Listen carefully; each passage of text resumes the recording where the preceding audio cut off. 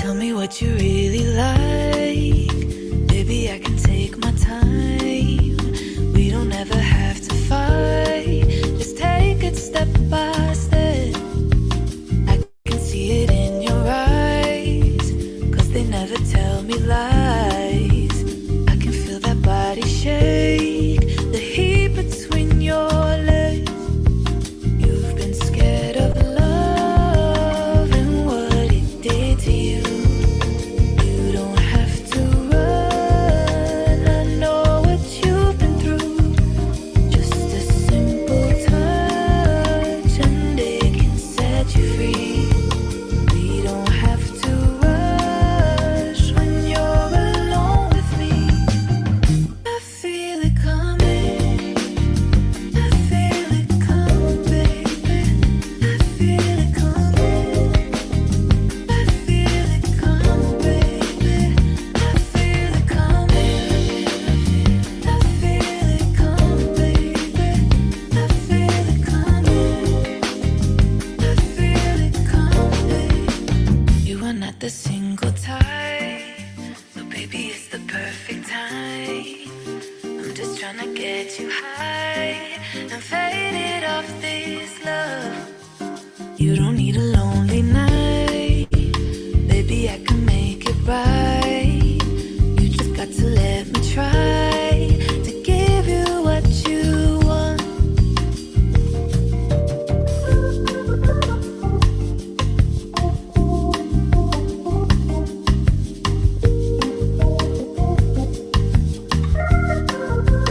You've been scared of love and what it did to you.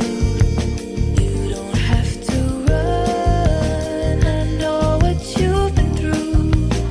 Just a simple touch and it can set you free. We don't have to rush when you're alone with me.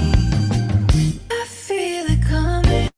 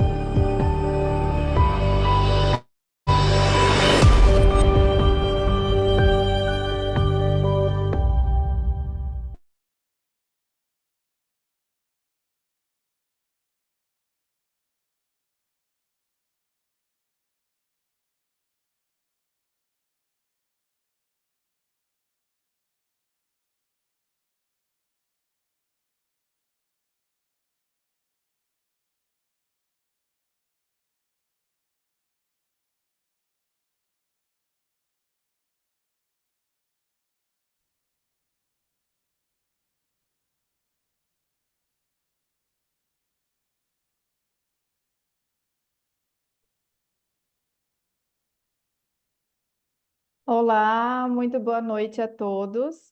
Meu nome é Patrícia Andriato, sou presidente do Departamento de Farmácia da AMIB. É uma satisfação enorme estar com vocês aqui, todos presentes.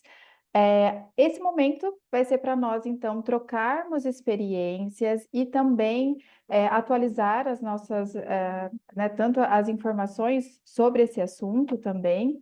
Então, o nosso webinar de hoje é como tema central no cuidado multiprofissional na terapia anticoagulante. Então, esse tema foi escolhido pelo Departamento de Farmácia e durante uma reunião, né, do departamento, a gente decidiu que fizéssemos, então, um webinar que fosse multiprofissional. Então, para brilhantar a apresentação de hoje, nós temos dois farmacêuticos clínicos, o Johance Oliveira e o Antônio Henrique Carvalho. Eu tenho um membro do departamento de enfermagem, que é o Cleiton Lima Melo, que também está aqui. E eu tenho o Christian Coronel, nosso convidado, né, do Departamento de Fisioterapia da AMIB. Pessoal, eu vou abrir, né, então, o microfone para cada participante, né, cada palestrante se apresentar. Então, eu vou passar a fala para o Johâncio Oliveira, então, para ele se apresentar e falar o mini currículo dele para vocês. Boa noite, pessoal. Obrigado pela, pela apresentação, Patrícia. Meu nome é Johansi, sou farmacêutico clínico intensivista, né, pós-graduado pela Escola Superior de Ciências da Saúde aqui do Distrito Federal. Sou especialista em farmacologia pela Universidade Federal de Minas Gerais e atuo na rede DASA/Américas, que principalmente na área de terapia intensiva adulta e pediátrica também. O Antônio Henrique, para se apresentar para a gente também e falar do seu mini currículo, fazendo um favor. Boa noite, pessoal. Boa noite, Patrícia. Muito obrigado pelo convite. É uma satisfação estar aqui hoje para falar desse tema que é muito presente na rotina de todo mundo da equipe multiprofissional, né?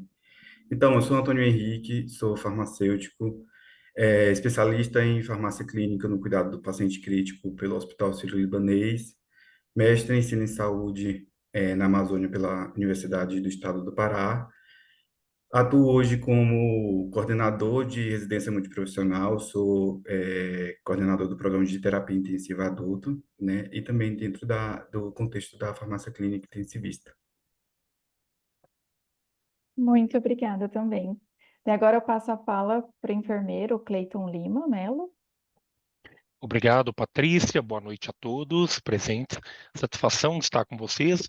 Eu sou enfermeiro, faço parte do departamento de enfermagem da MIB, atualmente como vice-presidente do departamento, e a minha formação é toda na área de terapia intensiva, né, desde o mestrado, meu doutorado, com foco na área de gestão, qualidade e transferência de cuidado. Eu atuo no Hospital Odilon Berens, em Belo Horizonte, que é um hospital metropolitano, com atendimento clínico e traumático na UTI do pronto-socorro, e também, atualmente, sou chefe de departamento de enfermagem na PUC Minas, onde eu coordeno o curso de enfermagem e também atuo em cursos de pós-graduação. É um prazer estar aqui com todos vocês. Muito obrigada, Cleiton. E agora eu passo a fala para o Christian. Bem, pessoal, boa noite. É um prazer estar com vocês e agradeço o convite do Departamento de Farmácia da MIB. Né, eu sou fisioterapeuta e especialista em terapia intensiva adulta, né, faço parte já do colegiado da MIB já há algum tempo, né, como membro, na verdade. Hoje eu sou gestor em 3 hospitais do Instituto de Cardiologia do Rio Grande do Sul, o Hospital Dom João Becker em Gravataí e o Hospital Regional de São Jerônimo também. Além disso, eu também sou professor na Universidade de Passo Fundo, né? Vai ser um prazer estar com vocês essa noite aí para tentar ajudar um pouquinho. Pessoal, vocês já sentiram, né? E as pessoas que estão aqui hoje são muito bem preparadas, tanto a parte acadêmica como tecnicamente também, né? Experiência profissional.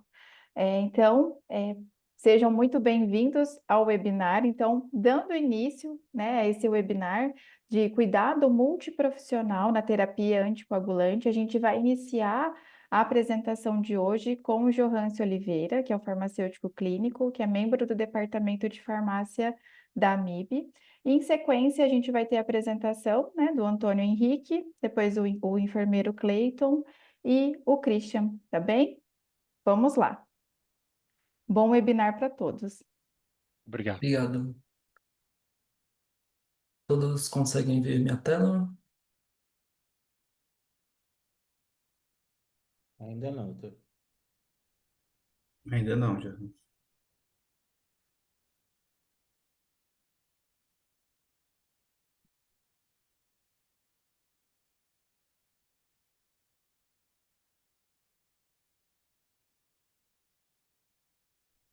Agora foi. Então, iniciando esse tema, que é uma abordagem totalmente multiprofissional na terapia anticoagulante, eu vou iniciar com alguns temas básicos relacionados à farmacologia de anticoagulantes, as suas indicações, seus efeitos adversos, os eventos adversos que podem ocorrer na utilização desses medicamentos, sempre reforçando o caráter multiprofissional do cuidado ao nosso paciente crítico, no que se diz respeito ao uso de anticoagulantes, tá? Iniciando, é importante contextualizar conceitos sobre coagulação, risco trombótico, e aqui eu trago a coagulopatia como uma condição, né, que é uma condição na qual a capacidade do sangue de coagular ela é prejudicada, né, abrangendo tanto a hiper quanto o estado de hipercoagulabilidade. É um balanço que existe, né, entre os fatores procoagulantes e, e a anticoagulação no que diz respeito a esse equilíbrio de hemostasia.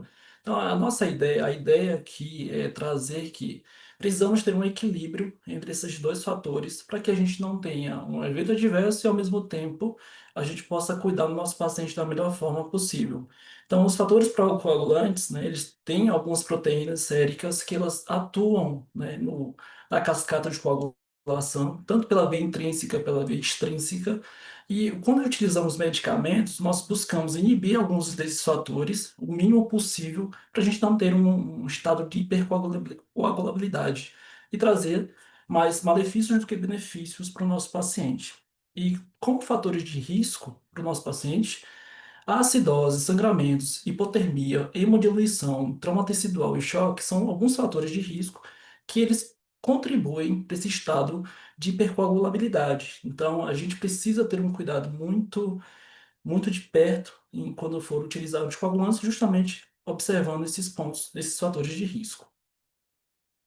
Então, o risco trombótico, né, é uma probabilidade de ocorrência de trombose, que é a formação de um coágulo, que vai acarretar no bloqueio do fluxo sanguíneo, né? Os fatores, né, de risco para essa trombose, a gente tem uma tríade, né? A tríade de Virchow, que é alteração na parede do vaso, então a gente tem trauma, processos inflamatórios, a estase sanguínea, que é o bloqueio de fato do fluxo, e um distúrbio de coagulação, que ou ele é adquirido, né, e pode contribuir para esse risco aumentado de trombose. Então, o paciente crítico, como a gente pode ver nessa figura, ela ilustra bastante o que nós temos no nosso cenário. Um paciente imobilizado, um paciente com infecção, um paciente multiplamente invadido, e utilizando vasopressores, tudo isso contribui, né, como um fator de risco para que o paciente ele possa desenvolver alguma trombose. Então, a tríade, que eu acabei de mencionar, ela vai trazer tanto a injúria endotelial na parede do vaso, a estase e o estado de hipercoagulabilidade. Então, tudo isso vai favorecer, né, vai aumentar o risco da gente ter uma trombose venosa. E trazendo um pouco sobre o tromboembolismo venoso, né, ele abrange tanto a trombose venosa profunda quanto a embolia pulmonar. É uma doença vascular é a terceira doença vascular mais prevalente no mundo, e nos Estados Unidos, né, anualmente, 8 milhões de pacientes correm risco de ocorrência de um tromboembolismo. E o ônus financeiro ele pode chegar de 7 até 10 bilhões de saúde para o sistema 10 bilhões de dólares para o sistema de saúde. Então, tratar esse tema é muito sensível para a sociedade, tanto do ponto de vista financeiro quanto sanitário. Então, é importante, né, toda a equipe multiprofissional se envolver no cuidado ao paciente e, especialmente, ao risco de tromboembolismo venoso, em qualquer das interfaces, né? Trago aqui uma tabela que ele ilustra os riscos que um paciente ele pode ter, né, de desenvolver tromboembolismo durante o seu período de hospitalização. Isso são fatores de risco que podem ser mensurados como alto risco, médio risco, baixo risco e alguns fatores de risco que caracterizam nessas classes de fatores de risco. Olhando para o alto risco, a gente tem uma idade superior a 75, acidente vascular, a gente tem um histórico familiar, né? Uma trombofilia adquirida ou congênita, a imobilidade, tudo isso ele vai aumentar esse risco trombótico. Ele pode contribuir negativamente, né, para a ocorrência do trombo. E aí a gente também tem os fatores que é possível, provável, que dependendo do estado do paciente, ele pode sim, contribuir para a ocorrência de um trombo.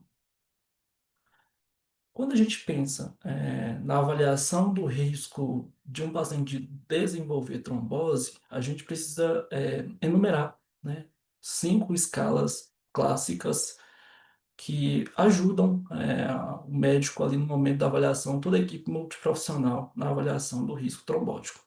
Entre os clássicos, a gente tem o PADA, que é muito utilizado para uma avaliação de risco em pacientes clínicos, Caprini, pacientes cirúrgicos, e a gente tem algumas escalas mistas, né, que foram desenvolvidas com o passar do tempo, que elas estimam a probabilidade. Pardo e Caprini são as mais comumente utilizadas, né? Mas todas trazem uma abordagem diferente que contribui para uma avaliação cada vez mais precisa do risco trombótico. Olhando para essas duas escalas, eu trago aqui um comparativo, né? A escala de Cut e Genebra, que foram as primeiras escalas, né? Um dos primeiros formatos para a gente para auxiliar, né, o clínico e toda a equipe multiprofissional nessa avaliação. Ela data de 2005 e ela traz um sistema interessante porque ela classifica, ranqueia alguns fatores de risco por pontos. E com o somatório desses pontos, a gente tem um baixo risco, um médio risco, um alto risco.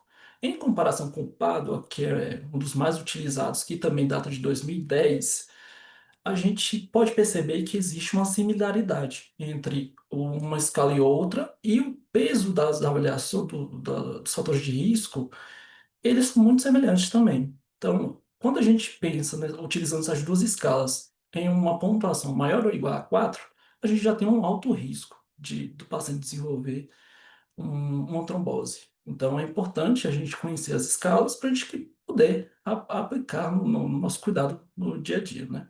E reduzir a chance, né, de ocorrência de um trombo ou minimizar essa chance.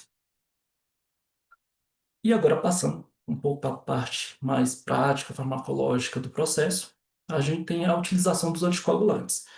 Quais seriam as principais indicações, né? A prevenção de um acidente vascular em portadores de fibrilação atrial, utilizar esses anticoagulantes de forma profilática ou terapêutica em relação, quando a gente pensa em tromboembolismo venoso, ou a utilização de uma anticoagulação terapêutica em pacientes portadores de próteses valvares cardíacas.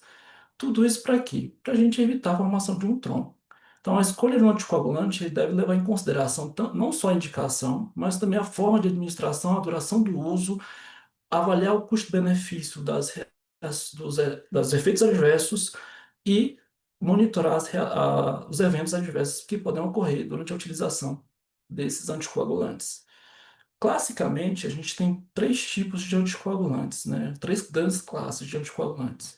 A gente tem os heparinoides, que são a heparina não fracionada, e a heparina de baixo peso molecular e fondaparinux, que são as mais comumente utilizadas. Além disso, a gente tem os clássicos antagonistas de vitamina K, varfarina, acenocumarol, fenidiona e os mais novos, que são os agentes orais diretos.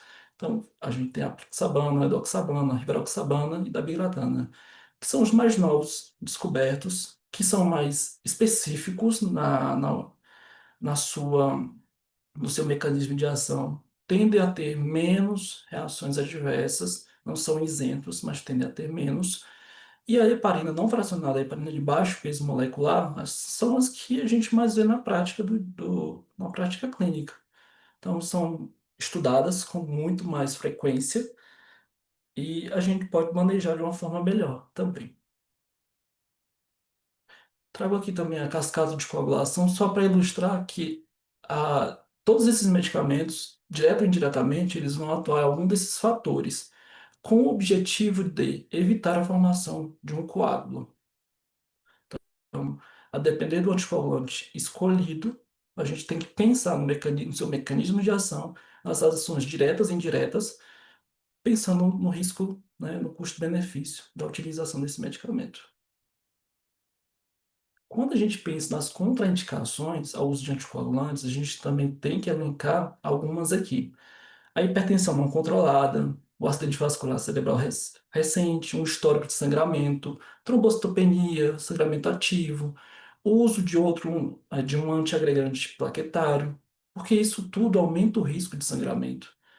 E também, como trouxe lá atrás, quando a gente fala da escolha do anticoagulante, a gente tem que também pensar no seu modo de administração. Então, a gente ter, principalmente no paciente crítico, a utilização de via subcutânea e algumas vezes endovenosa também. E eu vou trazer aqui alguns exemplos mais clássicos, né? Por exemplo, a heparina não fracionada. Tem descrito na literatura que ela pode ser administrada tanto por via subcutânea ou endovenosa. Ela tem uma farmacocinética imprevisível que torna ela um pouco, é, que a gente precisa ter um pouco de cuidado na utilização dela, justamente por conta dos ajustes, e a gente não tem um monitoramento, né, laboratorial comum.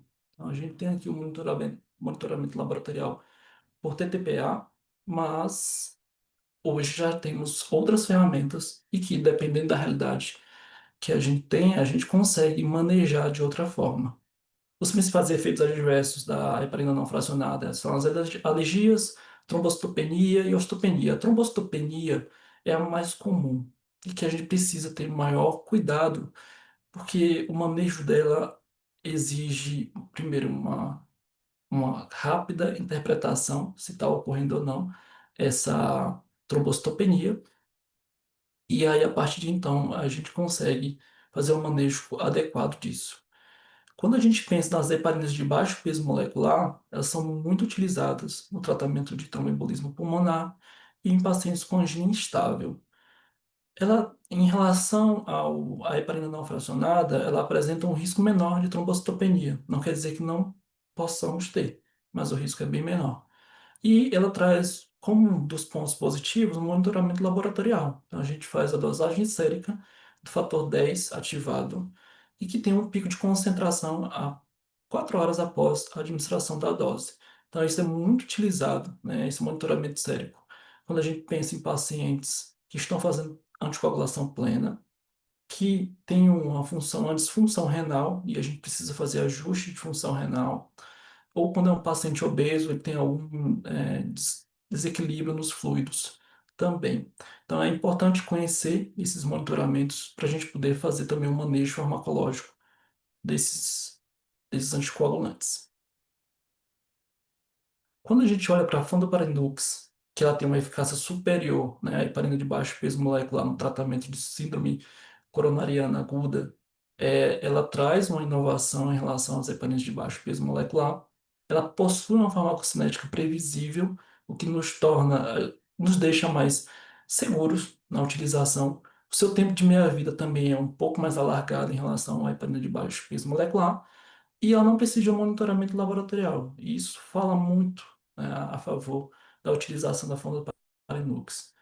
Agora, ao utilizar antagonista de vitamina K, e a gente tem a varfarina como o seu principal nome, né, de anticoagulante que atua como antagonista de vitamina K, ela é um pouco inespecífica porque ela atua em vários fatores de coagulação. Então, ela reduz esses fatores, ela pode trazer um estado de hipercoagulabilidade por conta dessa sua atuação um pouco indireta.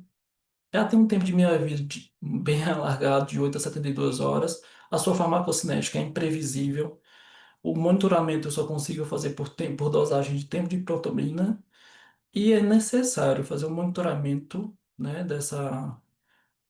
o monitoramento da ocorrência e o manejo das interações medicamentosas, porque são medicamentos que interagem, esse medicamento interage bastante com outros medicamentos também. Então, pesar esse custo-benefício na escolha do anticoagulante é importante, porque senão a gente pode estar trazendo também um malefício para o paciente. Quando a gente pensa nas doses usuais, a gente tem que lembrar das doses que a gente vê na terapia intensiva, né? Então, a heparina de baixo peso molecular, a gente tem uma dose profilática que vai variar de 40 a 60 miligramas subcutâneo uma vez ao dia. A heparina não fracionada normalmente é 5.000 unidades a cada 12 horas. Quando a gente tem doses acima de 10.000 unidades, a gente aumenta o risco de sangramento. E quando a gente olha para o uso terapêutico, a gente pode utilizar uma dose de heparina de baixo peso molecular que varia, né, de 1 a 1,5 miligrama quilo, né, de 12 em 12 horas. Tá? Desculpa até pelo erro de escrita. A heparina não fracionada, a gente tem a dose referendada de 5.000 unidades a cada 8 horas. e a gente precisa fazer o monitoramento laboratorial também, quando a gente faz doses terapêuticas. Quando a gente usa anticoagulantes orais, a gente tem doses que variam dependendo da indicação e do risco do custo-benefício que tem ao utilizar determinado anticoagulante oral. A gente tem a pixabana com dose padronizada, né? Podemos dizer assim, de 5 miligramas de 12 em 12. Rivaroxabana segue uma vez ao dia, eloxabana de 12 em 12, ou a depender, uma vez ao dia também. Entendo que utilizei os medicamentos, trazem muitos benefícios, têm um perfil de segurança adequado, e aí eu tenho eventos adversos. Como é que eu posso reverter esses eventos adversos? Quando a gente utiliza heparina não fracionada, a gente pode utilizar o sulfato de protamina, que ela vai neutralizar, né, muitas unidades de heparina não fracionada, mas quando a gente pensa na heparina de baixo peso molecular, a protamina ela não traz essa reversão total, ela traz uma reversão parcial. Então a gente precisa considerar isso também na utilização nos ajustes de dose, no monitoramento laboratorial, para a gente poder ter um melhor manejo. Quando a gente olha para o paciente que está sangrando e está fazendo uso de fontaparinux, a gente precisa considerar o uso de ácido tranexâmico para poder reduzir a ocorrência desse sangramento. Varfarina, a gente tem o clássico que é utilizar a vitamina K, ou via oral ou via endovenosa, e também considerar o uso de um complexo protombrínico ou um ácido tranexâmico. Quando a gente está administrando dabigatran, a gente precisa utilizar um anticorpo monoclonal que é o idarucizumab, que não é tão disponível, né, e a gente precisa também pesar isso no momento da escolha do anticoagulante. Como considerações, a gente precisa entender que o monitoramento sérico é importantíssimo na utilização dos anticoagulantes, que nos trazem essa margem, né, especialmente quando a gente olha para pacientes com disfunção renal, obesidade ou então até o baixo peso. Monitoramento de eventos adversos, que são os sangramentos, a trombocitopenia induzida pelo uso de heparina, a utilização de medidas não farmacológicas, como os compressores pneumáticos, que eles podem ser utilizados nos pacientes que são impossibilitados de utilizar uma profilaxia farmacológica, ou então até mesmo não utilizar nenhum mecanismo farmacológico. Então, um paciente que ele tem condições de deambular, ou mesmo restrito em leito, mas ele apresenta um baixo risco para tromboembolismo, ele pode-se utilizar uma fisioterapia motora, e tudo isso vai contribuir para o cuidado, não deixa de contribuir simplesmente pelo fato de não utilizar uma medida farmacológica. Eu acho que se pudermos utilizar as diversas medidas que trazem benefícios para o paciente, é importante a gente cuidar desse paciente da melhor forma possível. Então, por isso que tem um caráter multiprofissional, não só farmácia, não só farmacológico. A fisioterapia ajuda bastante, a enfermagem muito, a equipe médica traz uma decisão em conjunto, e tudo isso contribui para o melhor cuidado para o paciente. Trago para vocês também, além das medidas farmacológicas, todo o manejo, eu trago para vocês também como se deve gerenciar, ou é recomendado fazer o gerenciamento de anticoagulantes, né? O nosso objetivo, enquanto gerenciador da utilização de anticoagulantes na instituição, por exemplo, é reduzir a ocorrência de eventos adversos relacionados a anticoagulantes, fazer uma gestão dessas interações medicamentosas, reduzir uma taxa de reinternação hospitalar devido ao uso racional de anticoagulantes, reduzir os custos associados, porque também quando a gente tem um evento adverso e que a gente tem esse evento adverso, e a gente aumenta esse tempo de internação, a gente também está aumentando os custos associados.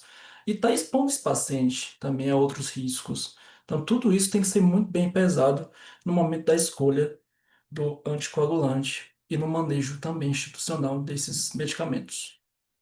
Então, esse gerenciamento ele passa por uma fase de elaboração, treinamento sobre o protocolo de TEV, traz também a implementação de formulários eletrônicos, da avaliação do risco de TEV, tudo isso baseado naqueles scores que eu apresentei no início da minha fala. O monitoramento de eventos adversos para que a gente possa mitigar esses eventos, uma avaliação de conformidade de prescrição pelo farmacêutico clínico, então, trazer isso para a farmácia clínica, para a equipe multiprofissional, que é importante ter uma validação ali do risco que foi definido por uma avaliação médica, por uma avaliação de enfermagem, e trazer isso para a prescrição e ver a questão da segurança da prescrição relacionada ao uso de anticoagulantes é papel importantíssimo do farmacêutico para atuar junto à equipe multiprofissional e realizar as intervenções e orientações sobre o uso racional de anticoagulantes. Então, não só é interessante fazer esse monitoramento enquanto o paciente está internado, realizar as intervenções de ajuste de dose, seja por uma função renal, seja por uma função hepática, fazer um manejo dessas interações medicamentosas, mas também na alta hospitalar fazer uma orientação sobre o uso correto desses anticoagulantes. Para quê? Para a gente não ter eventos fora, né, do ambiente hospitalar, que a gente não tenha taxa de internação, a gente não tenha óbitos, a gente não tenha problemas para o paciente quando ele for utilizar esse medicamento em domicílio. Então, eu vou trazer aqui para vocês algumas medidas, né, alguns pontos que nós utilizamos para fazer esse gerenciamento de anticoagulantes. Então, a elaboração e o treinamento é uma definição de população, um critério de inclusão, de exclusão, as medidas farmacológicas que a gente vai adotar e as não farmacológicas também, né? Então, a gente não vai ter todos os medicamentos disponíveis para utilizar, então a gente precisa elencar ali o que é importante, seguro e que consiga, né, fazer com que a gente alcance o nosso objetivo enquanto cuidado.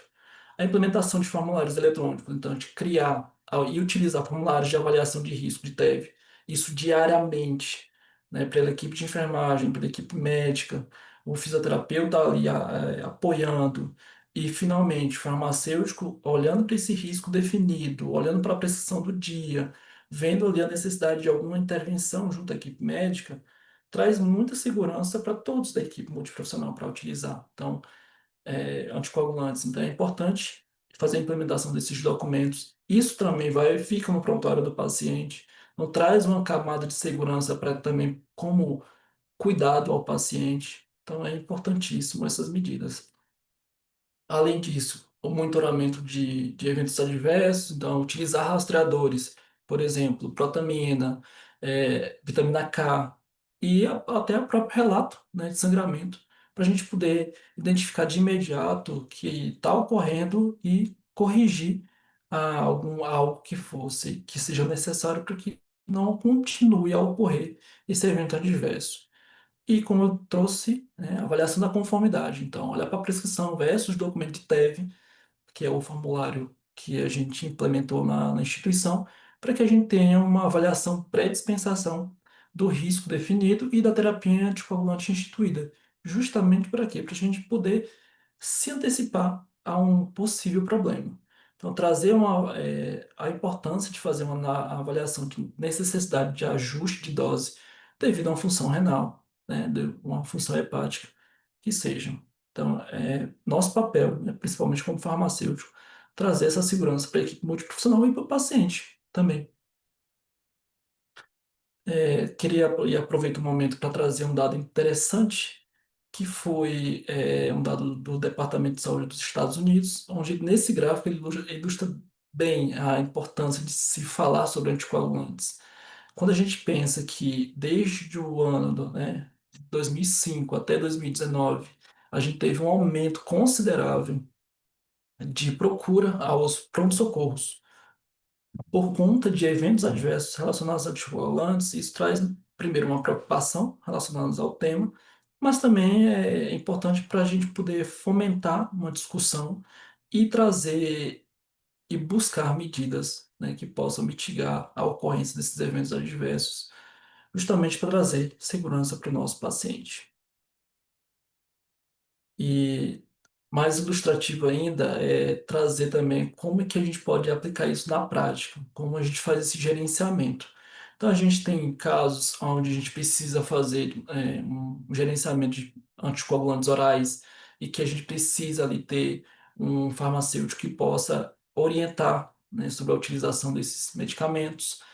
A gente também tem a questão do cuidado perioperativo, então suspender a utilização de anticoagulantes em procedimentos, né, cirúrgicos com um tempo hábil, né, até que seja realizado esse procedimento, justamente para que a gente não tenha um evento adverso no momento e principalmente o manejo, né, da ocorrência de reações adversas, como por exemplo a trombocitopenia induzida pelo uso de heparina. Então, é fazer esse gerenciamento para que a gente não tenha algum evento adverso do nosso paciente. E trazendo agora só anticoagulantes orais, a gente tem os clássicos, né, da Brigatana, bivalirudina, apixabana, rivaroxabana, edoxabana, que são os mais clássicos a serem descritos na literatura. Seus mecanismos de ação são muito específicos, a da bigatana, agora, a argatroban, elas atuam diretamente na trombina, que é o fator 2 ativado, e tem os inibidores de fator 10, apixabana, rivaroxabana, edoxabana, fundaparinux. Então, vocês observem que eles atuam diretamente em alguns pontos específicos da cascata de coagulação, e eles têm uma avaliação de segurança, né, até melhor do que os outros anticoagulantes, porque são muito mais estudados, são muito mais específicos, e a gente consegue ter um controle maior sobre a ocorrência de eventos adversos. Então, o objetivo da utilização desses anticoagulantes é reduzir o risco de trombose ou interromper minimamente a hemostasia, porque pela atuação mais específica, e a utilização na prática clínica diz respeito à prevenção de acidente vascular cerebral em portadores de fibrilação atrial e prevenção e tratamento de trombose arterial e venosa. Aproveitando, né, encontrei esse artigo na literatura que ele traz muito bem qual é o nosso papel como farmacêutico clínico do ponto de vista educativo em relação ao uso de anticoagulantes orais. Então, os farmacêuticos, eles são responsáveis por essa dispensação segura, né, mas também pela adesão e os resultados positivos associados à utilização desses medicamentos. E o nosso foco em relacionados a medicamentos anticoagulantes orais é o manejo das interações medicamentosas, a adesão ao tratamento, a realização de ajustes de dose quando necessário, e o monitoramento sérico a depender do anticoagulante utilizado, né? Nem todos precisam desse monitoramento. E era isso que eu tinha para trazer para vocês. Muito obrigado pela oportunidade. Johanse, muito obrigada pela sua excelente apresentação, clara, né? Foi muito esclarecedora para nós. Foi excelente que você permeou pela farmacologia e também pelo gerenciamento dos protocolos e finalizou com o papel do farmacêutico clínico. Isso foi, né, essencial para nós. E eu passo, então, o momento da fala para o Antônio Henrique. Antônio Henrique, boa apresentação. Obrigado, Patrícia. Vou compartilhar aqui minha tela. Só um minutinho.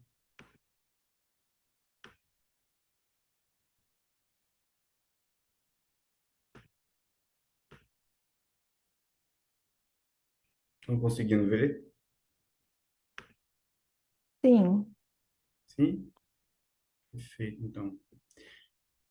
Bom, parabéns, Johannes, pela apresentação muito esclarecedora e eu acho que vai linkar bastante aí com a minha parte. Minha proposta hoje, eu alinhei isso com o Johannes, né? Foi combinado.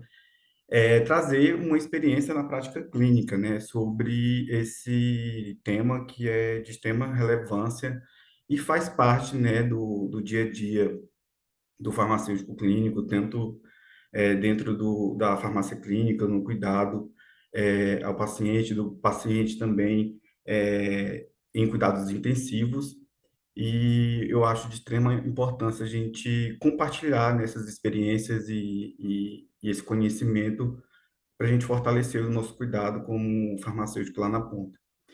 Então, aproveito para declarar não possuir nenhum conflito de interesse relacionado ao conteúdo, aos medicamentos e ferramentas que podem estar aí pela apresentação.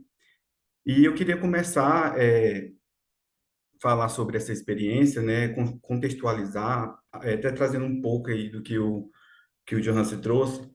Quando a gente fala aí sobre o uso seguro dos anticoagulantes, né, na prática clínica, a gente tem que levar em consideração duas vertentes aqui que dá muita aflição, às vezes, quando a gente está lá na prática clínica, né?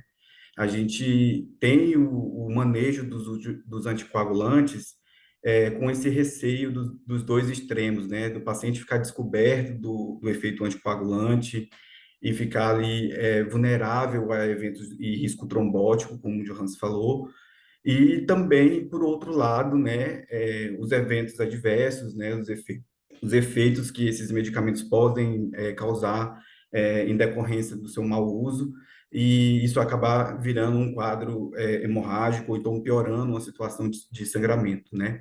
Então, o uso dos anticoagulantes, ele requer aí esse equilíbrio delicado entre prevenir os eventos tromboembólicos, né, e evitar também possíveis eventos aí relacionados a sangramentos. Então, qualquer desequilíbrio que a gente tem dentro desse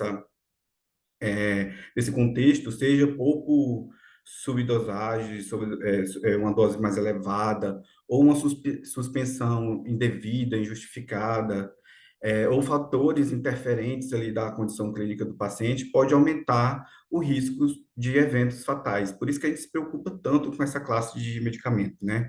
Quando a gente fala de interação medicamentosa, de incompatibilidades, quando envolve anticoagulante, a gente sempre pensa e tem que pensar nesses dois extremos, né? No risco de sangramento, mas também no risco aí trombótico que o paciente pode estar exposto.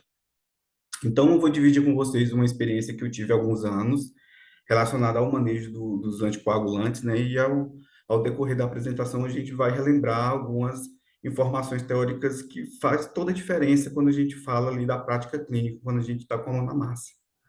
Então, esse paciente, né, que acabou caindo na minha mão, era um paciente com um AVC prévio, né, ele já tinha tido um quadro de AVC, sem muitas sequelas e extremamente estável, né, também era hipertenso, e deu entrada no hospital para realizar uma biópsia renal, né, um procedimento eletivo, programado, ele internou, ia ficar internado ali por volta de 3 dias até realizar o procedimento, estava estável e sem sinais de sangramento, né? Estava tudo tranquilo. No momento de fazer a conciliação medicamentosa desse paciente, a gente verificou que ele fazia o uso da rivaroxabana, do Xarelto, que foi suspenso na admissão, né? Ele fazia o uso desse medicamento aí para prevenir novos eventos, e foi suspenso aí 72 horas antes desse procedimento com a justificativa do preparo para realizar o procedimento, né, e evitar um sangramento maior. Na prescrição de internação, esse paciente ele recebeu logo de início, né, uma prescrição de fitomenadiona, da vitamina K, né, do Praxibide, que é o Idacizumab, que o Johannes falou também, com a justificativa de reverter a ação da rivaroxabana, do Xarelto, e evitar sangramentos durante o procedimento, né? Então, essa foi um contexto, assim, mais superficial mesmo, no caso, que a gente vai focar aqui pelo tempo que a gente tem, mais no manejo mesmo aí dos anticoagulantes. Quais foram os principais problemas identificados aí na análise de prescrição, quando a gente foi analisar a prescrição desse paciente, né? A gente se questionou muito em relação, será se a equipe médica está tentando reverter esse efeito anticoagulante muito precocemente, né? O paciente tem um risco de um novo evento trombótico, né? Ele já tinha tido um evento de AVC posteriormente. A gente questionou o uso da vitamina K como reversor nesse contexto, né, da rivaroxabana, e o uso do Praxibide também como reversor aí, do Xarelto. E também a gente identificou alguns desconhecimentos sobre a farmacodinâmica mesmo dos anticoagulantes, né, de todo o manejo ali inicial do paciente. O que a gente propôs de intervenção farmacêutica na situação? Primeiro, não reverter precocemente o anticoagulante devido ao risco de novo evento que o paciente já tinha, né, óbvio, e o risco de sangramento naquele momento ali ser menor, porque o paciente estava estável, ele não tinha nenhum sinal de sangramento, né? Não utilizar a vitamina K, né, porque não tinha indicação formal ali na literatura para reverter o efeito anticoagulante do xarelto. Não usar também o Praxibide, né, por não ser específico, por ser específico, na verdade, aí, para dabigatran para Daxa, e suspender o xarelto no tempo correto, né, de acordo com a literatura, né, considerando a condição clínica do paciente que estava tranquila ali, estável. Qual foi a devolutiva da equipe médica nesse momento? Permanecer com a reversão devido ao risco de sangramento maior associado ao procedimento que ia ser realizado. Manter o uso da vitamina K, não deu muitas justificativas, né, plausíveis, baseado na literatura. Primeiramente, manteve o uso do Praxibage por ser com a justificativa, né, da equipe, por ser da mesma classe e ter o mesmo mecanismo de ação. Manteve também a suspensão do xarelto 72 horas antes do procedimento, né? E uma segunda abordagem que foi realizada, solicitou a troca do Praxibide, né, do reversor lá, pelo Andexanet alfa para reverter o efeito do xarelto. Isso tudo para um paciente que estava estável. Bom, e aí a gente vai para os questionamentos, né? O que que a gente pensa em relação a essas condutas, principalmente iniciando aqui com o risco de sangramento. Então, quando a gente vai para a literatura, a gente vê que, de fato, uma biópsia renal ela tem chances elevadas de acontecer um sangramento maior ali entre a realização do procedimento. E aí, o que que a gente faz? A gente suspende, a gente continua o anticoagulante, a gente reverte, ajusta a dose, o que que a gente pode fazer nessa situação? Isso tudo vai depender muito da predisposição do paciente, principalmente de ter uma nova chance aí de novo evento trombótico, né? Então, a gente tem que levar em consideração, claro, o risco de sangramento relacionado ao procedimento, mas também a gente não pode esquecer do risco trombótico que o paciente tem de base. E aí, a gente vai para o tempo de suspensão, né? Então, a gente lembra lá que o xarelto, como o Ferraz falou, a rivaroxabana, um anticoagulante oral, né, que tem como mecanismo de ação a inibição direta, seletiva e irreversível do fator 10 ativado lá na cascata de coagulação.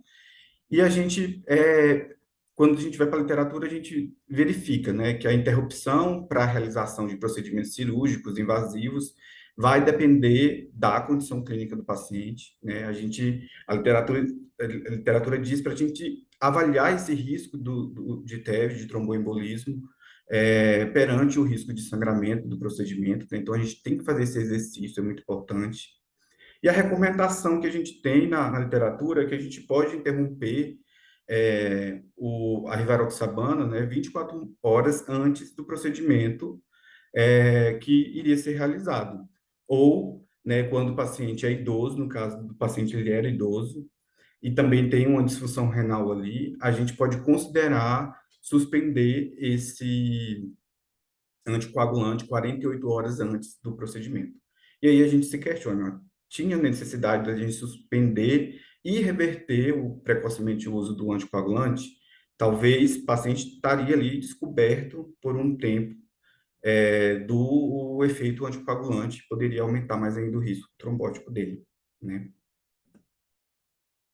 A indicação da vitamina K, então, a fitomenadiona, ela promove aí a síntese hepática dos fatores de coagulação, aqueles mesmos que são inibidos pelo uso da varfarina, né, o fator 2, 7, o 9 e o 10, e ela é utilizada para reverter o efeito do anticoagulante varfarina, e não do xarelto, né? Então, quando a gente olha lá na cascata de coagulação, a gente vê aqui é, a rivaroxabana inibindo seletivamente, né, ali o fator 10 ativado, tá? Então, formalmente, a gente não tem indicação aí da vitamina K como reversor do efeito aí anticoagulante induzido pela rivaroxabana. E a indicação do Praxibide, né? Naquele momento, isso lá por volta de 2021, se eu não me engano, 2022, eu nunca tinha ouvido falar sobre o Praxibide, né? Sobre o idarucizumab. E aí eu falei assim, vou para a literatura, vou estudar isso daqui, porque eu nunca tinha lidado com esse medicamento. E aí, quando eu fui para a literatura, eu vi que era um anticorpo monoclonal, né, que se ligava aí com alta afinidade de forma específica, né, com a dabigatran, que é o Pradaxa. Então, ele tem essa seletividade, né, com a molécula do Pradaxa e ele faz a reversão do efeito anticoagulante aí do Pradaxa. Então, quando a gente olha lá no mecanismo de ação dos anticoagulantes, a gente verifica, né, e a gente lembra lá o que a equipe médica questionou, não, é da mesma classe, tem o mesmo mecanismo de ação, né, e a gente vê que não, a dabigatran, né, ela inibe lá o fator 2 ativado, a trombina, na cascata de coagulação. Já a rivaroxabana, ela atua especificamente, né, e seletivamente ali no fator 10 ativado. Então, não, o Praxibate não ia conseguir reverter o efeito da rivaroxabana. E aí, aproveitando a minha pesquisa, eu descobri que a gente tinha lá naquela época um andexanet-alfa, né, que é um agente de reversão específico para os anticoagulantes orais diretos, né, inibidores do fator 10 ativado. Aí sim, aí eu tenho um reversor que ele é utilizado para reverter os efeitos dos inibidores específicos do fator 10 ativado. A rivaroxabana, indoxabana e a apixabana. Tá? Então, são manejos diferentes de reverter o efeito anticoagulante, né? Então, no caso, se tivesse indicação, o paciente deveria utilizar, né, o andexanet-alfa para reverter o efeito anticoagulante. Então, a escolha do Praxibide não foi coerente nesse momento na tentativa de reverter o efeito da rivaroxabana. E em relação à farmacodinâmica dos anticoagulantes, né? A equipe falou que tem o mesmo mecanismo de ação. Tem o mesmo mecanismo de ação? Não, a gente acabou de ver. Enquanto a rivaroxabana, a apixabana e a endoxabana, ela inibe de forma direta e seletiva o fator 10 ativado, o Pradaxa, né, a dabigatran, ela vai inibir aí de forma seletiva o fator 2 ativado, a trombina, né?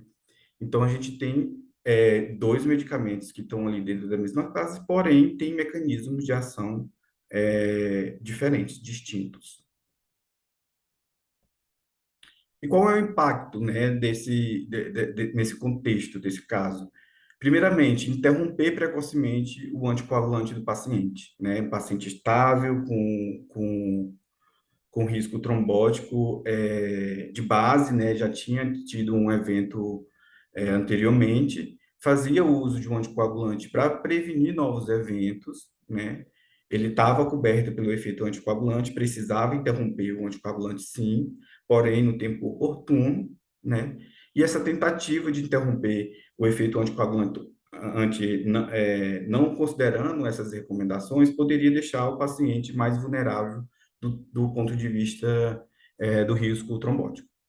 A tentativa de reverter precocemente o efeito do anticoagulante, mesmo com um medicamento que não era indicado, e posteriormente tentando reverter com o medicamento indicado, mas assim, a situação não condizia com a indicação de bula, inclusive, né? O andexanet-alfa foi aprovado no FDA na época recentemente, e com várias colocações para risco de efeitos colaterais relacionados a próprio efeito trombótico e indicado só em situações graves, né, de sangramento maior. Então, quando a gente colocava lá naquela balança entre pensar no risco de sangramento e no risco trombótico do paciente, a gente percebia que para aquela condição clínica do paciente que estava estável ali, a gente não tinha essa necessidade de reverter o efeito anticoagulante. A exposição, né, do risco de um novo evento trombótico, como eu falei, o uso desnecessário de medicamentos. Então, a partir do momento que a gente usa medicamentos que não têm indicação formal ou de forma indevida, a gente coloca o paciente vulnerável a problemas secundários ali referente àquela conduta. E o paciente pode ter novos problemas relacionados ao uso de medicamentos que pode gerar aí dano e ferir aí a segurança do paciente. Então, pode trazer impacto na segurança do paciente e também um impacto financeiro, né? Então, só para fins de curiosidade, né? Na época, eu fiz esse exercício para a gente ver também o quanto que ia valer essa intervenção farmacêutica no final de tudo. E a gente viu lá que o Praxibad, o valor de mercado dele, para fazer uma simples reversão, ia sair em torno de R$ 20.800. No valor de mercado, valor de venda para o paciente ia superar R$ 50.000, né, essa reversão. E o Andexanet Alpha, na época, a gente não tinha no Brasil, eu não sei ainda da informação se a gente já tem o Andexanet Alpha no Brasil, mas na época não tinha, a gente teria que importá-lo, né? E a gente fez um orçamento, a gente chegou a fazer um orçamento para a equipe médica que a reversão ia sair por valor de mercado ali em torno de R$ 120.000, assim, um valor absurdo, né? Valor de venda, eu não prefiro nem tentar calcular aqui de cabeça quanto que isso iria custar. E não só do ponto de vista financeiro, né, pessoal? Quando a gente fala do uso seguro de medicamentos, a gente tem que pensar primeiramente na segurança do paciente, né, da qualidade de vida para o paciente, no que a gente está trazendo ali de valor não financeiro, primeiramente ali para o paciente, mas é um impacto que a gente percebeu nessa intervenção que a gente fez que gerou é, um impacto em valor nas duas vertentes, né? Tanto da segurança do paciente e também em relação à questão financeira, porque provavelmente essa conduta iria ser glosada pelo plano e essa conta ia acabar chegando no paciente. Bom, então como é que se desdobrou essa experiência, né? Então, a gente tem aqui o exemplo do cuidado farmacêutico sendo barreira de segurança dentro da cadeia medicamentosa, né? Então, o medicamento, ele não foi dispensado, o prescritor ele foi informado de todas essas informações, mesmo ele não aceitando as intervenções, a situação foi reportada para a gestão, né, as medidas que foram tomadas, né, a gestão junto com a governança clínica do hospital avaliaram todo o caso, entrou em contato com o prescritor, né, e a conduta deles foram recomendar, né, a não utilização dos medicamentos, tanto a vitamina K quanto o Praxibad e, posteriormente, também o Andexanet Alfa.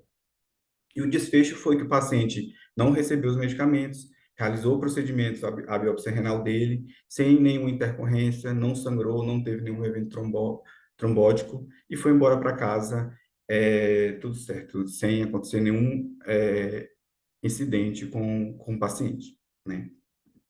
Aqui é uma foto, né, do reconhecimento, essa intervenção, ela foi tão importante para a equipe de farmacêutico clínico do hospital, que ali no momento que isso foi acontecendo, vários colegas contribuíram, né, tipo uns 5 farmacêuticos trabalhando em cima do caso, e no final a gente foi reconhecido pelo Núcleo de Qualidade e Segurança do Paciente do hospital, a equipe de farmácia clínica foi reconhecida pelo núcleo, pelo, pela capacidade de conduzir, né, de forma segura e prezando pela qualidade no cuidado, e também pela entrega aí em relação à experiência que a gente teve, né?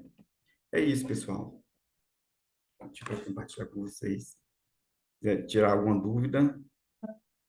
Antônio Henrique, muito obrigada pela excelente apresentação. Foi ótimo, né? Você ter contribuído com essas informações e sua experiência também em relação ao manejo desse paciente. Com certeza contribuiu muito, né? E veio de encontro com a fala do Johanse inicialmente.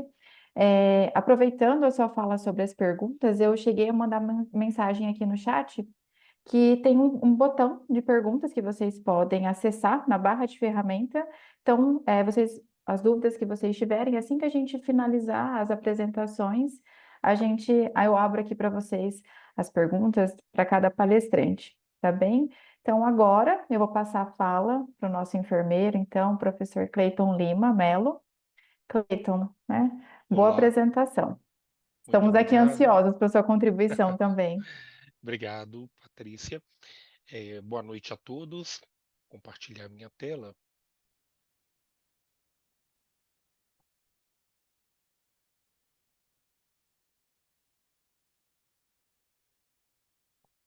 Estão vendo bem a estão? Sim. Perfeito. Pessoal, boa noite. Então, é um prazer estar aqui com vocês e colaborar nessa sessão tão importante, né? E de antemão eu falo que eu acredito que na minha área, especificamente de enfermagem, muitos profissionais não estudam tanto, não têm domínio dessa questão da farmacodinâmica, a farmacocinética e todo esse processo de farmácia clínica que envolve todo esse processo, né, que nós estamos discutindo aqui sobre o manejo multiprofissional no paciente em terapia anticoagulante. Eu declaro aqui a ausência, né, de conflito de interesse em relação ao tema exposto e eu uso em muitas palestras essa imagem, que quando a gente pensa hoje no cuidado centrado no paciente, se a gente for pensar na UTI ou no cenário do paciente crítico, nós temos geralmente 4 questões que todo paciente ou seu familiar gostariam de saber, questionar ou ter um relatório da equipe multiprofissional, especificamente qual o diagnóstico que ele tem, os testes e intervenções, inclusive exames críticos, exames alterados, e que às vezes motivam a permanência desse paciente dentro da UTI, né? Os critérios ou condições que esse paciente poderia ter de alta, a previsão sobre alta, porque isso a gente hoje prevê desde a admissão, assim como o status clínico, né? E toda a contribuição que a equipe faz para cada um deles. Nós estamos falando aqui de uma meta de segurança importante, que é a meta de medicação segura.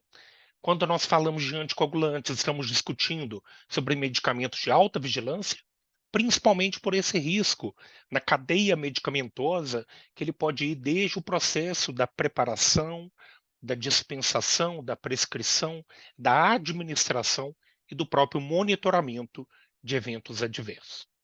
O Instituto Internacional de Qualidade, o IHI, ele traz uma informação de que, geralmente, a maior parte dos eventos que levam o paciente a ter uma piora clínica durante o seu atendimento ou internação estão ligados a 3 pontos. Primeiro, erro de planejamento de assistência. Segundo, erros de comunicação. E terceiro, erro de identificação de sinais clínicos de má evolução. Trouxe aqui a mesma referência que o colega trouxe, eu não vou debruçar aqui sobre esse detalhamento das drogas anticoagulantes, já foi muito bem falado, né? E já era pensado por mim que os colegas iriam explanar, mas deixando atenção da importância de que todos os profissionais que atuam em UTI, né? E aí eu chamo atenção na categoria que eu atuo, técnicos, enfermeiros e toda a equipe multi tenha conhecimento das categorias de anticoagulantes, das vias de administração, da dose, protocolos bem padronizados com forma, tempo e monitoramento da administração. Isso é muito, muito importante. Especificamente, o que a enfermagem contribui nesse processo? Primeiro, que o enfermeiro ele trabalha dentro de um método, dentro de um processo, que é a sistematização da assistência de enfermagem. Então, ele já tem que atuar junto ao médico, junto à equipe multi, desde a admissão do paciente, na apropriação de informações e coleta de dados sobre medicamentos em uso, né, alergias, intolerâncias e o processo de reconciliação, perdão, medicamentosa que esse paciente trará. Então, dentro do nosso processo, a avaliação clínica do enfermeiro à beira-leito, a abordagem da família, do paciente, o monitoramento de riscos, ele é fundamental, que é muitas vezes uma situação que pode envolver um risco de tromboembolismo aumentado ou risco de sangramento, pode não ter sido detectado ou avaliado por um médico ou por outro membro da equipe desde a admissão. E nós trabalhamos também com diagnóstico. Eu só trouxe aqui alguns artigos, porque na enfermagem se fala muito desse diagnóstico.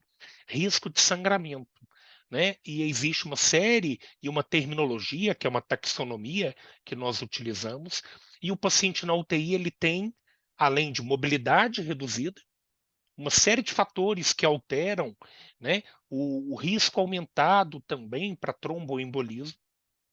Nós temos aí as complicações advindas pela própria síndrome metabólica, pela reação inflamatória sistêmica, como na sepse, E lembrando também, muitos pacientes cirúrgicos são admitidos em pós-operatório com drenos, lesões, e que nós também temos que monitorar sangramento, principalmente quando eu trato de um paciente que já é anticoagulado.